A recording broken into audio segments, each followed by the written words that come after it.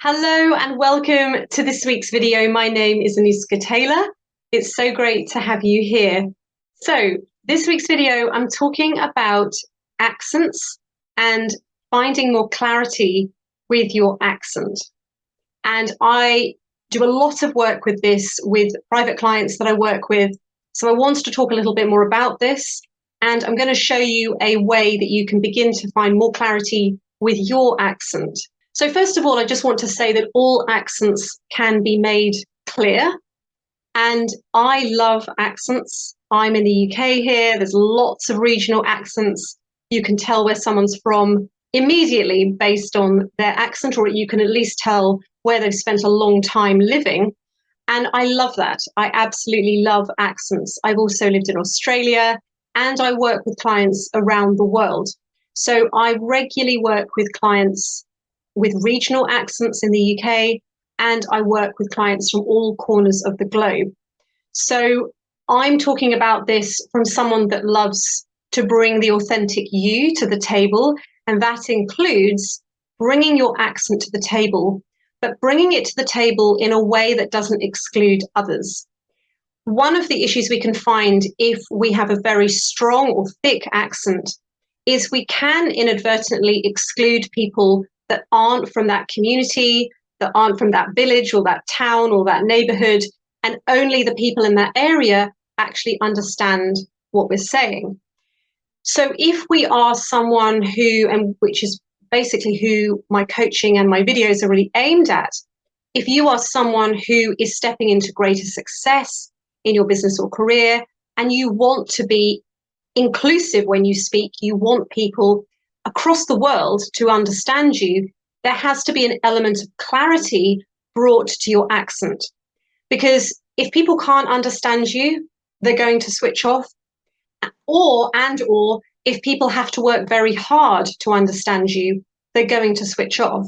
And unless they are forced to listen to you because you are their manager and they have to listen to you, then you'll probably find that people will disengage, because we don't want to have to work that hard to understand anyone. It's actually quite exhausting listening to people, even when we do perfectly understand what they're saying. So there's lots of reasons around this, but I just wanted to first of all make it very, very clear that this is about you being able to reach more people and be more inclusive when you speak. So there's obviously many aspects to this, and I can't possibly cover everything in a short video, but I'm going to focus on one area today, and this is around consonant weakness. Now, I'm not going to go through every consonant in the English language, obviously, because we're here all day. Well, not all day, but there'd be a few to go through. But I'm going to talk about a common group of consonants where many people struggle, where there can be a weakness around clarity with these consonants. So I think bringing awareness to this can certainly help you when you are practicing and when you are maybe preparing for a presentation or a speech. And when you listen back, because I always encourage my clients to record themselves, listen back, hopefully you'll start to hear this in your own voice. And of course, you can always work with someone like myself. You can find a voice coach if this is something that's too big a jump for you to do on your own. But initially, at least, you're going to bring some awareness to this in your own voice. So we're going to look at a group of consonants, and there's 4 consonants specifically that we're going to look at, which is a T, an L, a D, and an N.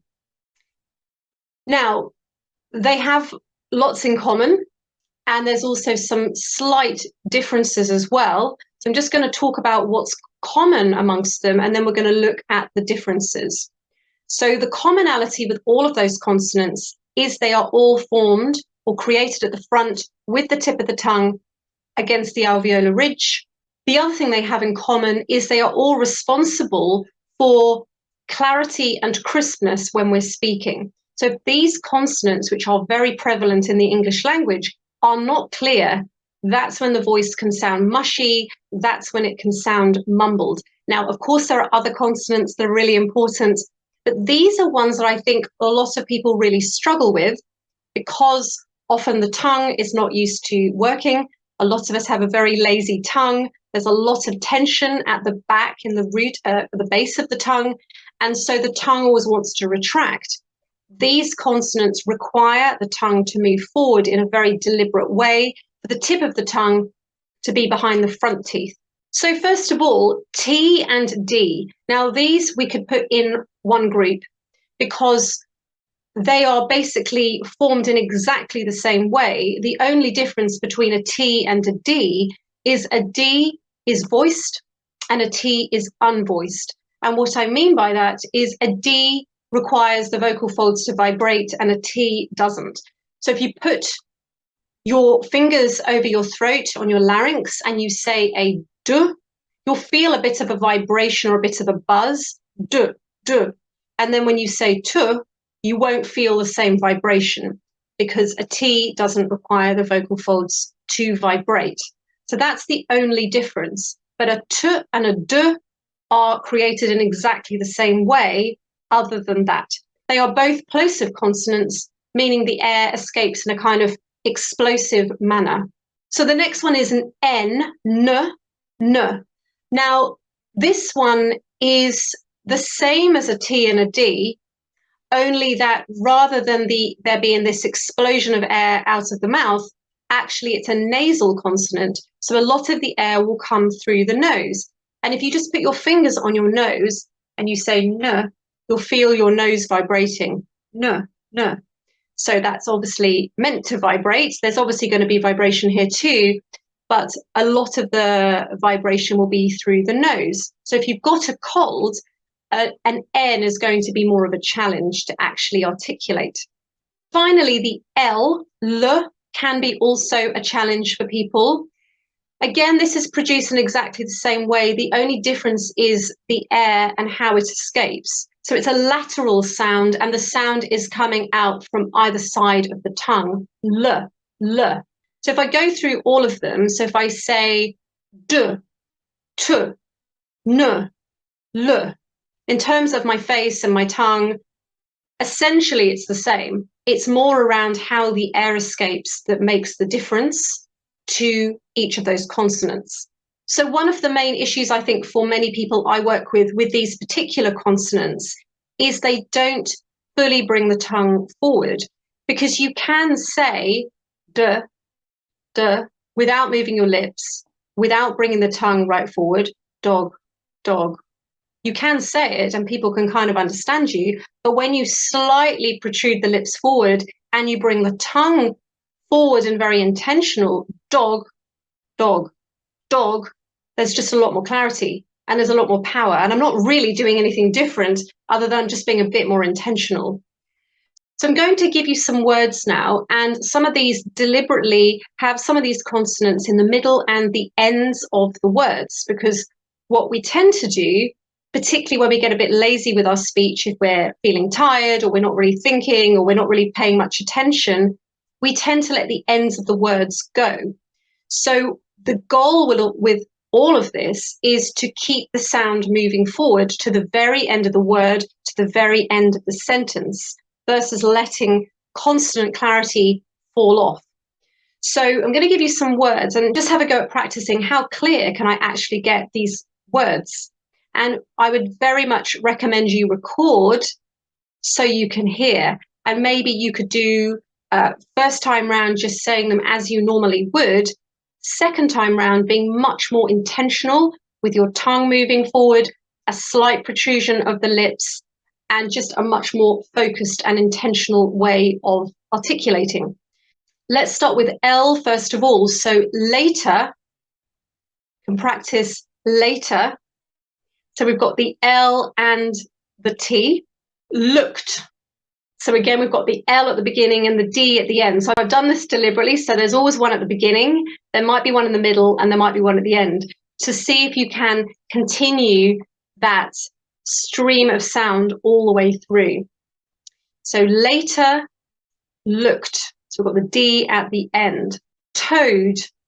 So we've got the D at the end, the T at the beginning, the D at the end. Tumble. Now those types of words can be tricky where there's an L, it can kind of become tumble, where we don't even pronounce the L, tumble. So we can then be much more intentional about that L at the end of the word.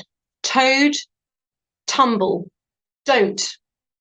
Again, it's very easy for that T to fall off at the end. Don't. Divine. Again, the N there, divine. You don't have to really pronounce it if you don't really want to. Divine. But if you want to be clearly understood by anyone, then you do need to. Divine. And finally, naughty, naughty, and nil. Again, the L, I think L's are particularly tricky. Nil, because it's very easy, and I include myself in this too. When I'm tired, it's very easy for me to be lazy with pronouncing my L's as well, but it makes such a difference for people in understanding you. So have a go, maybe record yourself speaking something, listen back, and just start to notice, what do I do when I pronounce these particular consonants? And can you bring more intentional focus and articulation to them? So regardless of accent, it doesn't matter.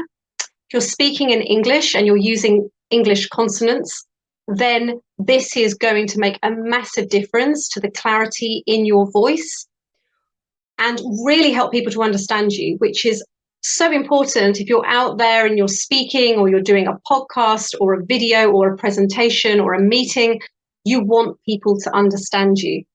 Because if they have to sit there thinking and trying to kind of translate what you're saying, you are losing them in the moment. So have a go. Let me know how you go. I might do some other videos on some of the other consonants, because obviously this is only 4 of them. There are many others that are important, but I wanted to talk about these 4 because I think these in particular can be the most unclear and contribute to a lot of the mushiness and mumbling that we hear with some people's voices and some speakers. So let me know how you go. Thank you so much for watching, and I will see you on my next week's video.